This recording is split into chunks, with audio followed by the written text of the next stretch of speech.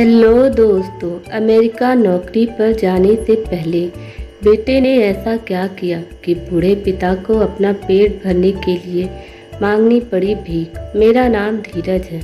Office खत्म होने के बाद मैं सीधा घर नहीं गया था, क्योंकि मुझे मेरे दोस्त का फ़ोन आया था जिसने मुझे वड़ा पाव की शॉप के सामने मलाड में रुकने के लिए कहा था।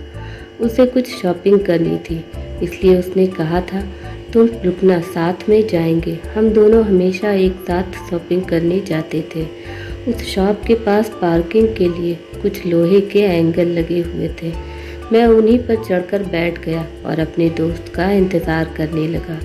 एक 70-72 साल का बुजुर्ग आदमी, आंखों पर मोटे कांच वाले चश्मे, मैले धोती और कुर्ता पहने मेरे पास आया, क्योंकि मैं लोहे के एंगल्स पर ऊंचाई पर बैठा था। उसने मेरे घुटनों को छुआ और बोला, बेटा एक वड़ा पाव खरीद कर दे दोगे तो बहुत अच्छा होगा, बहुत ज़्यादा भूख लगी है। मैंने जब उस बूढ़े आदमी की तरफ देखा तो वो मुझे रोज़ाना दिख रहे भिखारियों में से नहीं लगे। उन्हें देखकर ऐसा भी नहीं लग रहा था कि वो हर दिन भीख मांगते होंगे। ऐसे अचानक किसी बुजुर्ग ने मेरे पैरों को हाथ लगाया तो मुझे बहुत अजीब सा महसूस हुआ। मैं तुरंत एंगल से कूदकर नीचे खड़ा हो गया। मैंने अपनी जेब में हाथ डाला और 50 रुपये निकाल कर उस बुज़ुर्ग को देते हुए कहा, अंकल आपको भूख लगी है तो ये लीजिए 50 रुपये, कुछ खा लीजिए। बुज़ुर्ग ने कहा, नहीं बेटा, पैसे मत दो, बस एक वड़ा पाव लाकर दे दो, उतना बस है मेरे लिए। ठीक है, मैं लाकर देता हूँ, आप यहीं बैठिए, कहकर मैं वड़ा पाव की दुकान में गया और एक वड़ा पाव खरीद कर लाया और बुजुर्ग को खाने के लिए दिया।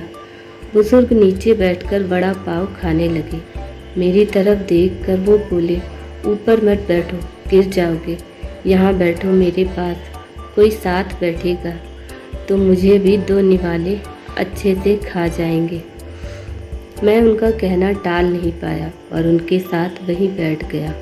फिर मैंने ऐसे ही उनसे सवाल करना शुरू किया, कहाँ से आए हैं, कहाँ जाएंगे, किससे मिलने आए हैं, वगैरह वगैरह।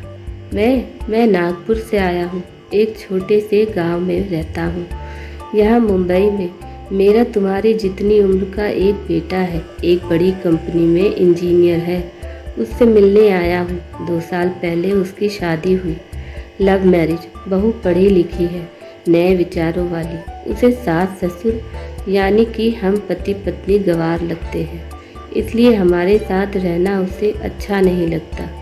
इसलिए बेटा अब अलग रहता है, यहीं मुंबई में 2 सालों से।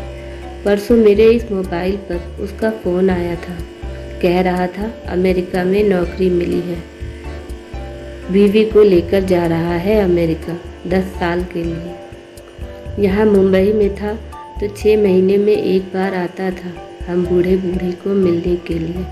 अब इतने दूर परदेश जा रहा है, एक बार मिलने के लिए आओ बोला तो अब समय नहीं बचा है। परसों फ्लाइट में बैठकर जाना है कहता है। अब 10 साल के लिए जा रहा है, पता नहीं कब तक हम जिएंगे या मरेंगे, इसलिए सोचा खुद ही जाकर उसे मिल लेता हूँ। कल शाम से एयरपोर्ट को ढूंढ रहा हूँ, लेकिन यहाँ के लोग कहते हैं कि इस एरिया में एयरपोर्ट है ही नहीं। बुजुर्ग ने एड्रेस वाली चिट्ठी मेरे हाथ में देते हुए कहा। उनकी बात सुन मैंने कहा, लोग सच कह रहे हैं, एयरपोर्ट यहाँ नहीं है, सांता क्रूज में है। बुजुर्ग ने मेरी तरफ देखकर कहा, लेकिन परसों जब बेटे का फ़ोन आया था तो उसने यही पता लिखवाया था मुझे। लगता है ये फ़ोन भी ख़राब हो गया है, फ़ोन ही नहीं आ रहा है बेटे का। मैंने बताया था उसको कि मैं उससे मिलने आ रहा हूँ मुंबई। कहते हुए बुजुर्ग ने मोबाइल मुझे देखने के लिए दिया। अब मेरे एक हाथ में चिट्ठी और एक हाथ में मोबाइल था। मैंने मोबाइल का बटन दबाकर देखा, मोबाइल अच्छे से चल रहा था और मोबाइल में नेटवर्क भी पूरी तरह से आ रहा था। मैंने उनसे पूछा, आपने नहीं लगा के देखा फ़ोन बेटे को? मुझे कहाँ लगाना आता है बेटा फ़ोन, कोई फ़ोन करता है तो उठा लेता हूँ बस। उन्होंने कहा, मैंने रिसीव्ड कॉल में जाकर आखिरी आए कॉल नंबर पर कॉल किया तो 2 रिंग्स बजने के बाद कॉल कट कर दिया गया। फिर मैंने एड्रेस की चिट्ठी खोलकर देखी। उसमें जहां हम बैठे थे वहीं का एड्रेस था, यानी कि जानबूझकर गलत एड्रेस दिया गया था। मैं समझ चुका था कि गलत पता देकर लड़का अपने माँ बाप को टाल रहा था और अब वो उनका फ़ोन भी नहीं उठा रहा था। मुझे ये भी मालूम पड़ चुका था कि वो जिस प्लेन में सवार हो चुका था वो प्लेन कभी भी उसके माँ बाप की दिशा में उड़ने वाला नहीं था। तब तक मेरा दोस्त वहाँ आ गया और बोला, चलो शॉपिंग करने चलते हैं। मैंने उसे 2 मिनट रुकने के लिए कहा और मैं बुजुर्ग की तरफ सोच में पड़ गया। मैं समझ नहीं पा रहा था कि अपने बेटे की तरफ से होने वाली धोखेबाजी को ये बुजुर्ग समझ नहीं पा रहे थे या फिर खुद का बच्चा उनके साथ ऐसा व्यवहार कर सकता है, ये वो स्वीकार नहीं कर पा रहे थे। मैं बुजुर्ग से बोला, अब तक तो आपका बेटा जिस प्लेन में बैठा है वो उड़ चुका होगा।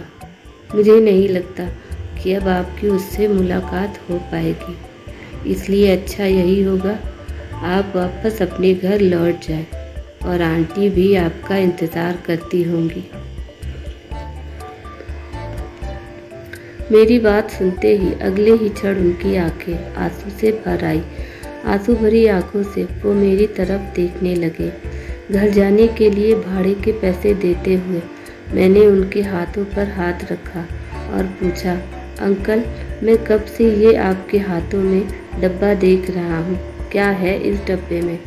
मोतीचूर के लड्डू हैं, मेरे बेटे के पसंद के, उसकी माँ ने भेजे हैं, उसके लिए खुद बनाकर। बुजुर्ग ने कहा, किसी खंजर से मेरे दिल को चीर कर मेरी आत्मा तक को लहूलुहान कर दिया हो, ऐसी मेरी हालत हो गई। मैं निशब्द होकर बुजुर्ग की तरफ देखता रहा और वहीं बैठा रहा। ए भाई, चलना, देर हो रही है। मेरे दोस्त की आवाज़ कानों में पड़ी तो मैं होश में आया और ऐसे ही उस भीड़ में उसके पीछे पीछे चलने लगा। घर पहुंचकर आधी रात तक मैं सो नहीं पाया। रह कर एक ही सवाल मेरे मन में उठ रहा था। एक वड़ा पाव की भीख मांगने वाला वो बेचारा आदमी भूख से बेहाल होने के बावजूद भी अपने साथ लाए उस मोतीचूर के लड्डुओं में से एक लड्डू खुद नहीं खा सकता था क्या? अपने बेटे से इतना प्यार। आपको ये कहानी कैसी लगी? प्लीज़ कमेंट करके कहानी के बारे में अपनी राय हमें ज़रूर बताएं। अगर आपको ये कहानी पसंद आई हो तो अपने दोस्तों के साथ शेयर करें और ऐसी ही कहानियाँ सुनने के लिए हमारे चैनल से जुड़ें। Thanks for watching. Please subscribe my channel and hit the bell button. Bye bye.